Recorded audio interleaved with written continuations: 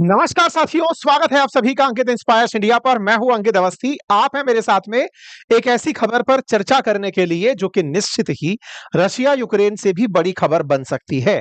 ये खबर इसलिए मायने रखती है साथियों, क्योंकि एक समय तक पुतिन ने यूक्रेन को पनिश ही इसलिए किया था क्योंकि उसका सपना था कि वो नाटो मेंबर बनना चाहता है। नाटो 32 देशों का एक ऐसा समूह है जिसे अमेरिका ने कभी सोवियत रूस के खिलाफ बनाया था। अब सोवियत रूस नहीं है, अब उसकी जगह रूस बचा हुआ है। सोवियत संघ की जगह रूस बचा हुआ है।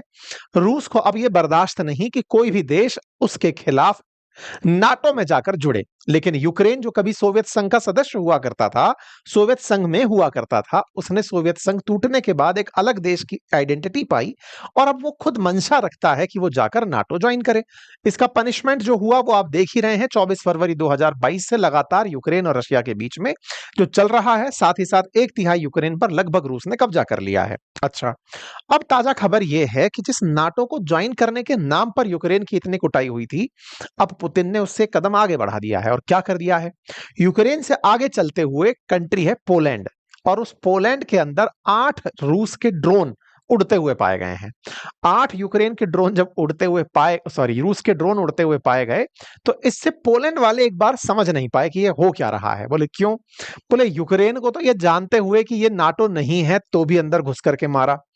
पोलैंड तो ऑलरेडी नाटो कंट्री है, जिसमें नाटो का अपने आप में जो विधान है, ये कहता है आर्टिकल 5 के अकॉर्डिंग कि अगर कोई भी देश इन नाटो मेंबर्स पर हमला करने एंट्री करेगा तो सब संयुक्त रूप से उससे लड़ने लगेंगे। विचार करने का तथ्य यह है कि 8 रूसी ड्रोन पोलैंड की सीमा के अंदर घुस गए। आपको एक बार मैप दिखा देता हूं जिससे आपको इस बात की गंभीरता का पता चल जाए कि ये खबर कितनी बड़ी है। रशिया, आप जहां से जहां तक देख रहे हो, दुनिया का सबसे बड़ा देश क्षेत्रफल के आधार पर, लेकिन फिर भी आवश्यकता और बड़ा होने की।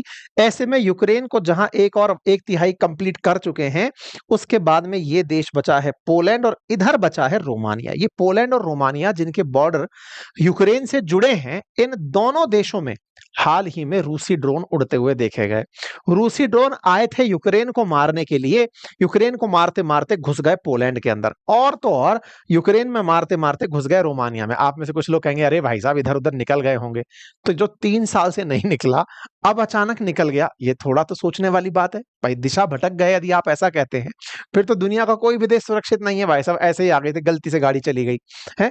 इसी तरह दूसरी एक बात और जो यहां पर देखने की है वो ये कि यूक्रेन पर जब 24 फरवरी 2022 को जब हमला हुआ था, उससे पहले इस यूक्रेन और बेलारूस बॉर्डर पर देखिए क्या है ना, यूक्रेन रशिया से बॉर्डर साझा करता है और बेलारूस से भी